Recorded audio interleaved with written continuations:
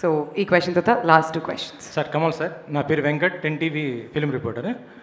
భారతీయుడు కానీ ఇప్పుడు భారతీయ 2 కానీ చూస్తుంటే అరే కమల్ హాసన్ గారు లాంటి వాళ్ళు పొలిటికల్గా రావాలి అనుకుంటాం. కానీ మీరు ఆల్రెడీ పొలిటికల్ పార్టీ పెట్టారు. క్రియాశీలకంగా 2026లో ఏమైనా క్రియాశీలకంగా ఉంటారా? ఎందుకంటే తమిళ్లో ఇప్పుడు విజయ్ గారు కూడా క్రియాశీలకంగా రాబోతున్నారు కాబట్టి వారు మీరు కలిసి ఏమైనా, ఎందుకంటే కేవలం సినిమా మీద మిమ్మల్ని చూసి మేము ఇన్స్పైర్ అవుతున్న వాళ్ళము, పొలిటికల్ కూడా ఇన్స్పైర్ అయ్యే అవకాశం ఉంటుంది కాబట్టి మిమ్మల్ని క్వశ్చన్ అడుగుతున్నాను sir. These are parts of my life. Suppose I'm giving you a dinner tomorrow. ఇందులో ఏమి పొలిటికల్గా ఏముందని వెతకొద్దండి. That's a dinner. Likewise, Indian Bharatiya 2 is an entertainment with a thought behind it. I have a podium called M&M, a party, where I will speak politics. Here, politics I have always been speaking. What is Akal Rajyam?